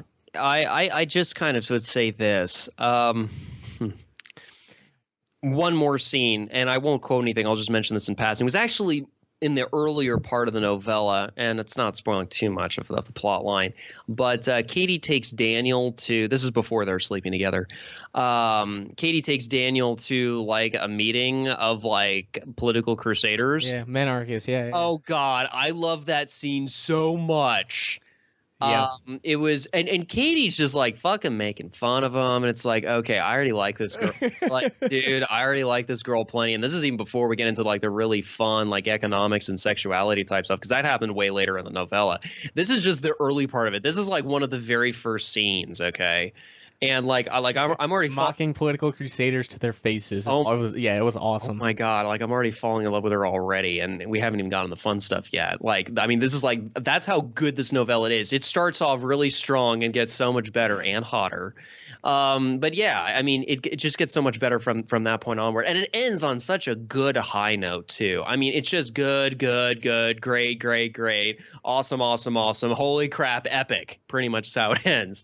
So I can't praise this novella. I can't praise it highly enough, really. Because it's just kind of wonderful. Okay, hold on. I do want to give a little bit of a spoiler, and it's not too much of a spoiler. It's more of a speculation of mine. For those of you who read J. Neil Schulman's Alongside Night, which we mentioned earlier, there's the Revolutionary Agorist cadre, which was, of course, the main Agorists who were leading the revolution, so to speak. I kind of get the impression that if #Agora and Alongside Night took place in the same fictional universe, so to speak, if there were a timeline of events, my suspicion is that #Agora would probably be a prequel because of how the ending ends that I don't want to spoil too much. Yes, because I do think Alongside Night happens if they are in the same fictional universe, which I don't think necessarily they are, but if they were, because of the ending of #Agora, in a lot of ways sets the stage for Alongside Night. In some way, yeah, I can see that. That ending, I think, very strongly implies it. Or at the very least, because I read Alongside Night first and then I read #Agora, maybe it was my mind being very creative, trying to see. It's almost like the Pixar theory, right? Where you try to take all the the animated kids movies by Pixar Studios and try to fit them in the same fictional universe, because it would be so much fun if it followed the same. If it was if all these different movies were all taking place one rad for the other or whatever. even if they span centuries or whatever. It's almost kind of like this. Like in my mind, I want to make these fictional by different authors like fit in the same thing. You know, I think like Harry Potter fans do the same thing with other things or whatever. Again, this is part of the fun of fiction, folks, is being creative with stuff like this. Especially, I think it's called fandom or some such thing. Like the otakus, the big fans of anime and manga and all that kind of stuff. Same thing here, you know, with Agora's literature, of which there's still less than a handful. You know, I'm trying to like make all the stories fit into the same universe. Like if they both happen like in the same whatever, you know, what would be the series of events? And I would say that hashtag Agora would probably take place before Alongside Night, because when you look at the end of Alongside Night, it's a completely different world. It's completely different. I mean, like, right. and not to spoil that story too much either, but basically the federal government falls apart completely, but it's a good falling apart. It's a good thing it happens. With hashtag Agora, the state is still around, but it doesn't really matter because things are in motion and things are like way better than even the beginning. So it's kind of like the ramp up. And it ends on such a good note that I just go read it already. Just go read it. And need to get that audiobook made at some point. Yeah, it'd be a fun project. It would be a really, really fun project, and it overlapped nicely with what I've been doing on Upwork for some freelancing. So, well, I would also say this too, like there's more than one way to kind of help build the second realm, right? Everyone has their own skills and attributes and so forth. You know, the tech guys can do all their 20 million different contributions, and other people can do other things. I guess your and my contributions wouldn't be just the Building the Second Realm 16-part series here on LBRY. I think it would also be probably putting together the audio book, or at least getting the ball rolling, or at least putting out the casting call, such as what we're doing tonight. Putting out the casting call for the audiobook version of hashtag Agora, because it is quite possible that the very best single point of fictional advertisement or fictional work as a form of advertisement, kind of like how Atlas Shrugged was kind of like an advertisement for objectivism. Similarly, I wouldn't be surprised if hashtag Agora wouldn't be the single advertising point, the thing that really grabs people's attention and kind of introduces them to the second realm. Because without hashtag Agora, they never would have heard of it. And then from there, they get into the more nonfiction stuff like, oh, wait, there's an IRL of this?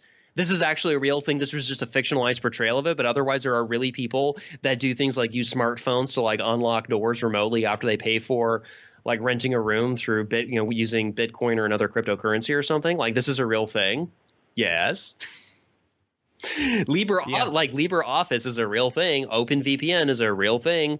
Multi-op VPN tunnels are a real thing. Yeah, everything exists that they're talking about today. So yeah. Yeah, I think it's not science fiction. Yeah, as I said, I sat down and read this book in one evening. And I think as soon as you start reading, especially if you're a crypto-anarchist or just an anarchist, Agorist, Vonu, once you start reading, I mean, it's not often you see this radical ideology, this radical philosophy represented in fiction, and done so in such a fantastic manner. So I highly recommend it. But Kyle, any final closing thoughts before I take us out? I would say that regarding the second realm, it's really, Rome wasn't built in a day, and neither will the second realm be built in a day either. It's kind of like put one foot in front of the other, put down one brick on one layer. Yeah, you consider the historical aspect of it too. I mean, it went from Rayo to Klonkin to Hakim Bey to Paul Rosenberg and the other crypto-anarchists of the, I guess the 90s and the 2000s, the cypherpunks, and then it built into the second realmers at Anarplex, and now the Vonuans are coming back, thankfully, and because of us though. I mean, not to toot our own horn too much, but let's be honest here. I mean, you and I have been kind of going the history of these different direct action strategies of one flavor or another, and then there's us. Like, if you think about it, Shane, I don't think there's anybody been quite like you and I, frankly, up until this point. I mean, I think maybe there's been some people who have tried to use podcasting as a way of trying to help build something in some sense, but I don't think it's ever been quite as comprehensive as what you and I have been kind of doing, whether it's LUA or even TVP more specifically. Like, I think we're genuinely doing something different here, and we'll see in the fullness of time whether it pans out or not. But the fact we're making the effort is really kind of amazing, because things did not have to go this way. Things could have been a lot different or even worse. But I'm pretty happy that things have gone along as well as they have, and I'd like to think they would continue to do so. So I think, I mean, let's not underscore our own importance here. I mean, Shane, I think you've told me too, both on previous episodes as well as in private conversation, about like people's lives we've changed. Yeah, and I actually just got told a couple days ago that someone said they just got through season 1 of the podcast, and they said it's inspiring and motivating, and they're going to continue listening, and they're going to start taking action. So, Good. I mean, yeah, it's been it's been really, really incredible. And there's another big piece of news that will hopefully come in the next week or so. That might, regardless, I'll reveal that when it happens. I'll reveal that when it happens, if it happens. And just as a disclaimer, this is not a sort of backdoor collective movementism. I'm not talking about that. I'm talking about history here. People making decisions about doing things, or as the case of what Shane and I usually do, promoting things that we think are efficacious or have proven themselves to be efficacious, but they just don't get a lot of airtime for whatever reason, because they're unpopular, because it's not political crusading, because not sensational, or as millennials are known to say, because reasons. Okay, because reasons. And so I think, Shane, a lot of what you and I have to offer the free market is that we're bringing in a lot of original material, and even, yes, some old stuff, like assassination markets, assassination politics. That's technically an old thing from the 90s. Vonu is something from, the 60s and 70s. Agorism was arguably more 80s. Or 70s and 80s. And it's so in some ways this isn't anything necessarily new, at least with some of these things, but then there's other things which are new and which are different. And so it's kind of this potpourri where we're kind of trying, and of course the freedom umbrella of direct actions, of course, was very unique and still is. Canceling the voter registration thing was a legal interstice, actually, what we were kind of exploiting and such, legal remedy. And of course, and you kind of picked up where what I kind of did, and then you ran with it, looking, not just replicating in Illinois what I did in Texas, but then you went and looked up, like, what was it, the other state laws in, like, what, 39 other state governments or something? 39 out of 50 states, yeah. 39, I mean, and I actually get probably 1 or 2 emails a month from Status asking for help in canceling the voter registration. So, I mean, that's awesome. Yeah, so I mean, it's working for Status and non-Status. So. Yeah, exactly. And so what I'm trying to kind of say here as we kind of close out this Building the Second Realm series is that, I mean, thus far, Shane, I mean, this journey you and I have we started separately, yes, and we're kind of walking it now and so forth. And yeah, we still do things it's been kind of 3 years. Yeah, I know, man. And I guess in some ways you are my protege. I guess that would be fair to say, and there would also be a certain individual who should not be named here who was my mentor that you're familiar with. But yeah, I mean, it's really been kind of wonderful to kind of walk this journey with you, frankly, because my life did not have to turn out like this. My life could have been a lot worse. I could have been in prison. I could have been killed, or even just dirt poor, homeless, even, because that was a very real possibility for me at one point. And considering everything that has happened, even amidst struggles, even amidst I mean, let me just be perfectly frank with the audience here as well as you, because I mean, I've talked with you about this in private conversation. I'll mention it now. I mean, there have been times where I kind of let things slip, man, and I kind of let you down, and I still feel bad about that. But I'm getting better about that. At least I like to think I am. And definitely. And now all this time later, we're still trucking on. Like, think about it. With this episode, we have now finished Building the Second Realm series, 16 episodes in. And it's kind of amazing. Like, in a sense, we've kind of done it again, right? Like with the direct action series or some other things. Yeah. And obviously, the Vonu podcast is now in its third season. Third season, because we already finished the first 2, right? 15 months in. Yeah. And both of the Jasons have also helped us out with that kind of stuff too, especially when I was being kind of lackadaisical or falling behind or whatever, and they came in to pick up the slack too. So I want to recognize their contributions as well, because they were kind of the godsends. Well, Jason Paradise and Jason Booth. So and that all being said, man, I mean, think about everything that's been accomplished thus far. And of course, in a lot of ways, you're the nexus for quite a bit of it. I mean, you're doing a lot of the technical work and other things that I just don't have the time or even capability to do. And so, like, without you, man, a lot of this stuff would not have happened. So I just want to thank you for everything, man. Wow, I didn't expect that. Well, I Wow, figured I appreciate it, obviously, and you've poured a lot of heart and soul into it too. So I definitely appreciate all of your help too. I don't really know what to say. I didn't expect all that. Well, but... I figured it would be appropriate since this is the concluding episode for building the Second Realm series. But yeah, I mean, and yes, we have our own different. And yes, I am using catalactics and what the Austrian like deductive reasoning or whatever they call it. But yeah, I mean, yes, you have your skill set. I've got mine, right? You do the more AV type stuff. I do more like writing.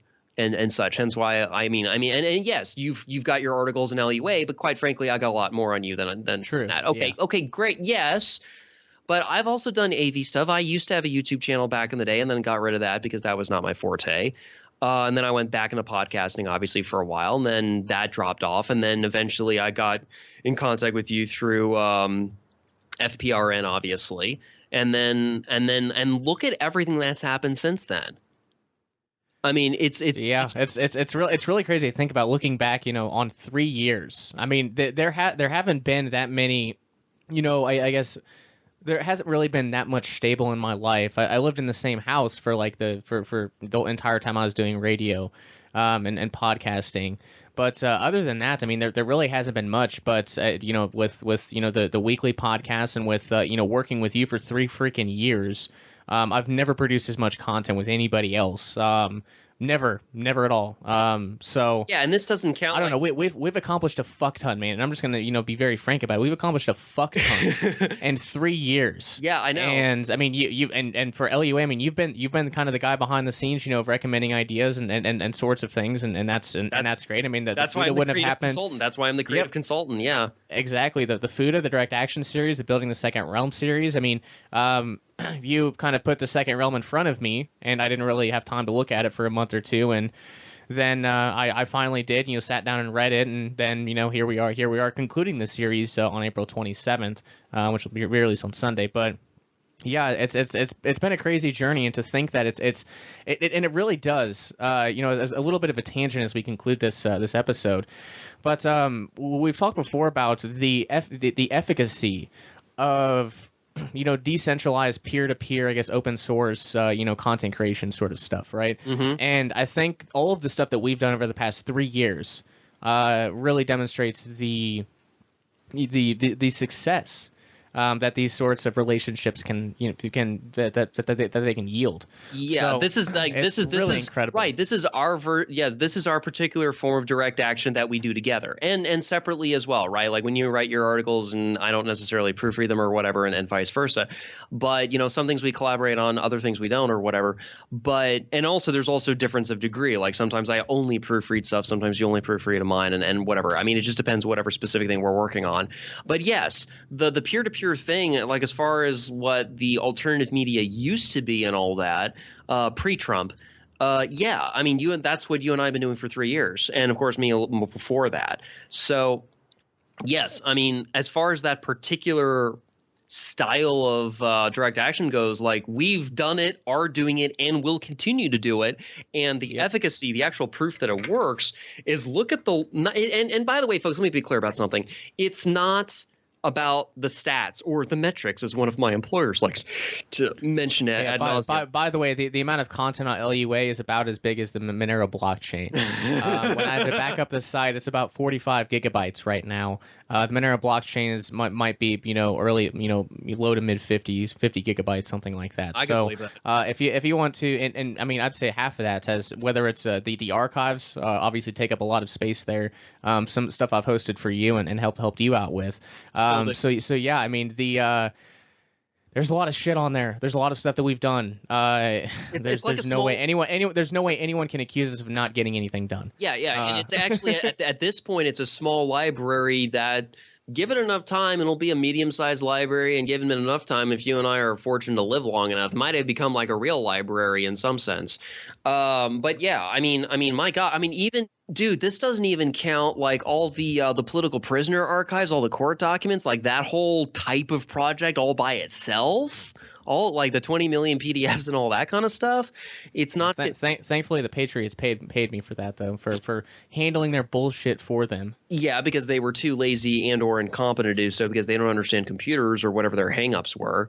But yeah, it's kind of amazing, man. Just everything that's kind of been accomplished so far. And I mean, even the more typical journalism stuff, not just limited to the, guys who were squatting at a bird cage a couple years back, but also some other things too. And yeah, I'm really just kind of honored to have kind of walked this journey with you and continuing to do so. But I figured it was appropriate to kind of mention it here publicly as we conclude this Building the Second Realm series, because in many ways, we've already built a portion of it already. So yeah, that's, I guess so. Yeah. And remember, kind of like what Old Man Rayo said, Vonu fosters other Vonu. So because like LUA publication, oh God, there's LUA publications in all the different books. People are like, oh my God, I completely forgot about all that stuff. I forget about it too, man. I never promote it. I never ever promote it. I'm still trying to finish my third book, by the way. But yeah, I mean, like all of this stuff. I mean, you've got multiple books right now. I've got at least 2 books out. I mean, it's just like all of the stuff that's been done and will continue and is being done and will continue to be done. It's really staggering to think about like what's happened at least up to this point. And that's what I'm kind of getting at, is that when people are pursuing liberty or Vonu or building a second realm, or however you want to phrase it, different contexts for different things, different specific goals and all that, like you can see like this long chain of, like when you look at the state, you can kind of see like this long chain of abuses and usurpations invariably pursuing, an end and all that, to kind of loosely paraphrase Old Man Jefferson. But I would say that, action, reaction, cause and effect too. You can, and again, you see the historical trail, like from Rayo to Konkin to, whomever to, and then up to us basically. And I'd like to think we're part of that same tradition, that the idea is basically we're building something completely different and completely new that's never been done before. Ben Stone and I just talked about this past week. So I mean, yeah, that's we kind of talked about that this exact same thing. So yeah. And although the different authoritarians of 20 million different flavors who pretend to be so oppositely completely different from each other because one is red and the other is blue or whatever. What is that? Where does that leave us? Yeah, really. Well, actually, libertarians have actually, if we're talking about, as a side note, if we're talking about colors, typically the libertarian color has always been the blacks. So kind of like how the commies are the reds and the monarchists are the whites, libertarians have always been the blacks. But that's a side note about colors and symbols and such. But yeah, I don't know. But because the authoritarians claim that they're so completely opposite from each other, and it's like, no, you're just statists. Then there's like 20 million different flavors of that with their own little like 20 million different special interest flavors of whatever the hell they want to pursue this week. The special interest agenda of whether it's gun violence or it's, they want to have whatever god-awful social engineering scheme it is this week about political correctness or whatever. It's kind of fascinating to watch them trying to control so much. And everything is slipping through their fingers, not right away, to be fair, but over time it is. At least I like to think so. And so when yeah, for a while, people do feel kind of lost, at least for a while. And then they come across people like us. And then we show them, at the risk of using the collective pronoun, yes, mea culpa, mea culpa, mea maxima culpa, different individuals similar to you and I, there we go, present these lost souls with different options for doing things, whether it's something taken from the Fuda or whatever else, some form of direct action usually, Vonu, agorism, or something else, building the second realm in this case, and showing them like, hey, there are other options. There are other ways of handling things in your life that can help make your life better or freer or what have you. And then people really kind of run with it because they didn't even know those options existed. And that was the original purpose of the alternative media, by the way. It wasn't just as a workaround the mainstream corporate media in terms of like current events and such. It was also a way of trying to get across to people things that they didn't even know existed or even would have access to that are actually realistic options, like for direct action and such. So like what people would kind of, using the bastardized term activism, was also part of the alternative media, the old alternative media as well. And I like to think we're kind of continuing that same tradition, whether we relabel it the free media, as Alex Ansary has suggested, or you call it something else. I mean, that's kind of the idea. We're trying to do a workaround. We're trying to genuinely grow something here, build something here. And we'll find out in the fullness of time whether it's successful or not. But at the very least, we're making the effort. And so far, man, and let me be clear about something, as I was about to mention a minute ago. In terms of measuring like our own efficacy in terms of producing like, you know, content and so forth, it's not just about like what one of my employers would call metrics, right?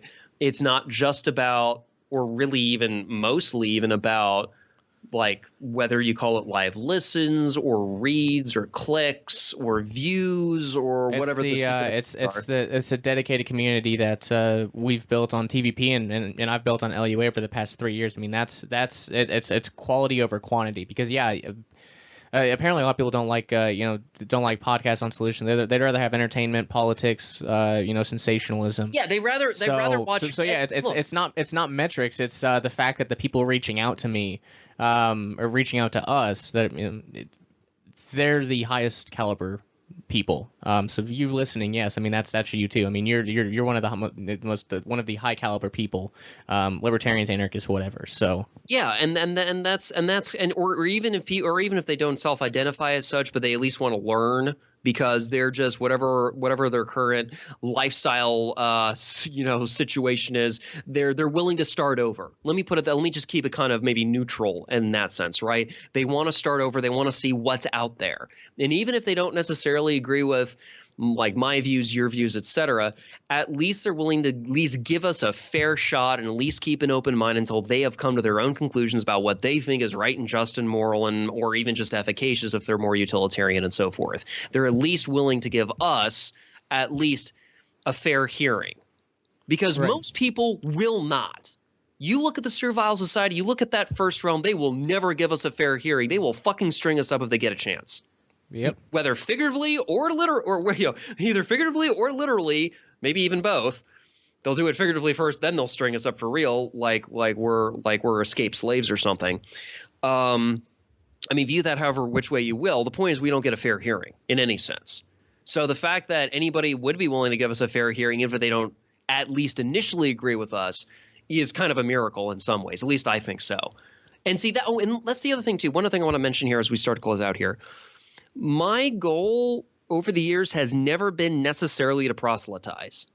If people want to proselytize, you can get that pretty much from anybody, right? You can get that from all sorts of people who I shall not name here, because I don't want to give free advertising. And for some people, that is what they're looking for, and maybe they do deserve to be proselytized at, because they have no foundational ethics of any kind. Like they don't even understand something as basic as like the non-aggression principle kind of thing. Like we're starting like over from like bare bones basics where they need to understand even good old fashioned voluntarism kind of thing. Like they don't know their head from their ass, and like what's an ethics kind of, it's just complete ignorance of that kind of thing, because it was just never brought up when they were growing up. And that's fine. That's fine. But that is not who you and I have been really kind of in some sense our target audience. I mean, yes, we can kind of appeal to that to some degree, but that's not the main focus. The focus is more doing things in the real world, especially with people who already kind of at least have something representing an ethical backbone, whether that came from other folks who they've already been proselytized at or by or whatever, and then after that, then they come to us for like the more kind of nitty gritty type stuff, which is fine. It's a market selection in alternative media. It's kind of like, it's not exactly a linear line. It's more like a distributed network. So I think what I'm trying to kind of say here is that it's really been kind of a blessing to have this opportunity to even do this kind of thing. Because let me put it this way, not to sound superstitious or spiritual on you, but the stars did not have to align in such a way for this to happen. And the fact that it did at all is really kind of nothing less than a miracle. At least I think so, because things could have turned out very, very differently, especially if you get into like, parallel universe type stuff, not to get too sci-fi on you, but in parallel universes, things would have been very, very different and so forth. Some people might hypothetically speculate better or worse. I'm just saying different. And so the fact that things turned out the way they did, I think is really fortuitous, such as it is. And to kind of as a sneak peek for other potential episodes we do, seriously, man, I think we need to do something like either an episode or 2 or 3 or something on like free love type stuff, because it is something I've been looking at lately, in part because of the book I'm trying to finish. And oh my God, it is so complicated and convoluted both that. Right. So it's not just Katie in this novel that was kind of the topic of tonight's episode, but it was also like all this other stuff that whenever I bring it up with even some of the locals here, who you would think, because I live in Austin, Texas, that you would think they're a little bit more, I mean, yeah, lefty, but at least open-minded, if not necessarily lefty. But yeah, it brings up, and then they're like, no, you must get married, marriage license, marriage equality. It's like, oh, Jesus Christ. You know, anybody in a mental straitjacket? Maybe it's just me, I don't know. And maybe I'm the bohemian here, even though I don't dress like one. It's just like, Jesus Christ. Right, yeah. Yeah. Well, anyway, I just want to say, man, it's really been kind of wonderful doing this kind of thing over the past couple of years, and to another 3 years more. Hell yes, man. It's been fantastic. It really, really has been fantastic. I definitely wouldn't be where I am today without when we started chatting. I mean, we would have probably 5 times a week we'd have like 4 or 5 hour Skype calls just digging through a bunch of really awesome information and such. So I definitely wouldn't be where I am without making your acquaintanceship and colleagueship, and I'm excited to see where the next 3 years leads as well. I mean, it's kind of hard to foresee, right? Mm-hmm. I definitely wouldn't have expected to be here 3 years ago. So, really, really, truly incredible. This is the basic law of life, and dear listeners, it is spiritual in its nature. If man failed to do everything in his power to protect his life, as a result of such neglect lost his life, then the destiny for which the soul came to earth would end there.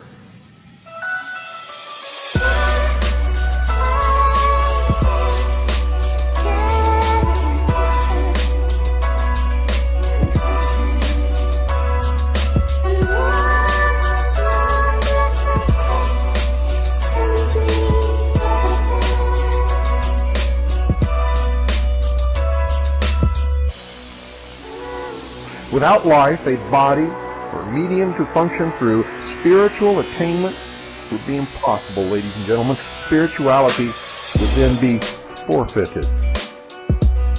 You see, if man's life was threatened without cause on his part, and he failed to do everything in his power to prevent death, he would then be guilty of 3 actual crimes. He would first of all permit the enemy to commit murder.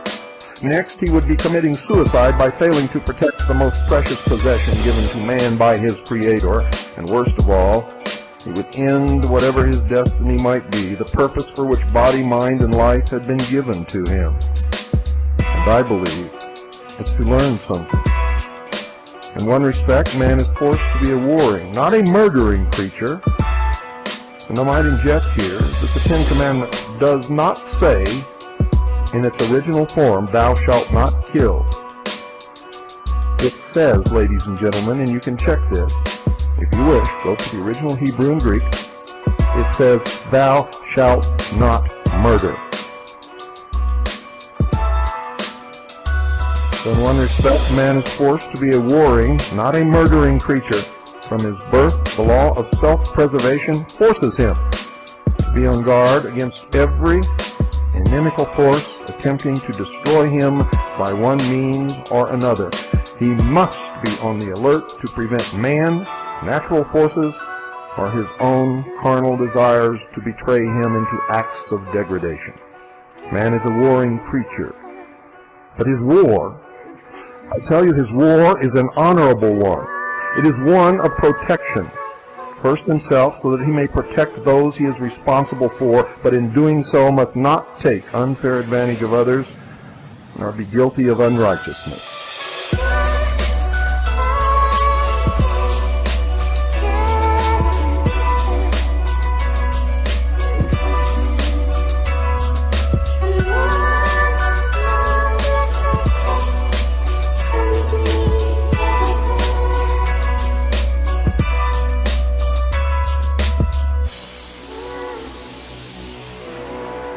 nature of this was and is actually spiritual.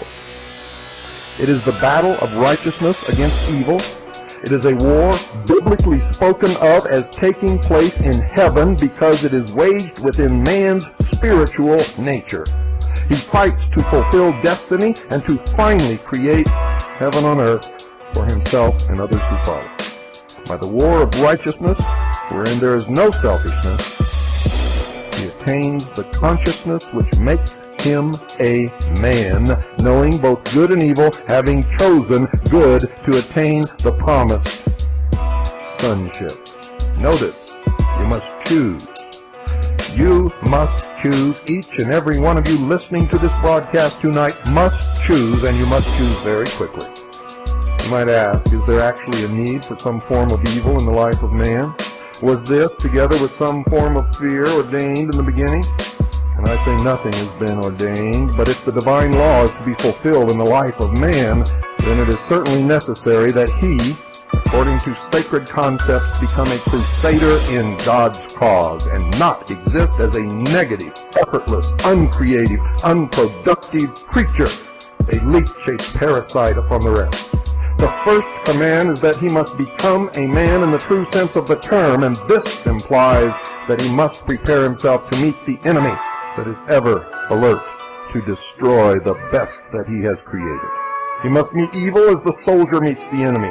Doing this in the righteousness of his conscience neutralizes fear. Many of you call and ask me, Bill, aren't you afraid? My answer has always been and always will be no. No, no, and no.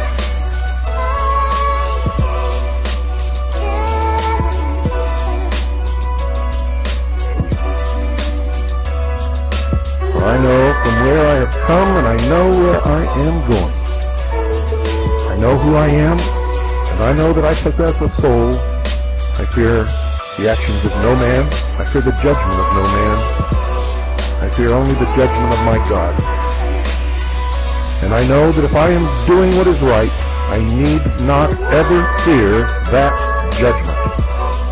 And therefore, I am not afraid.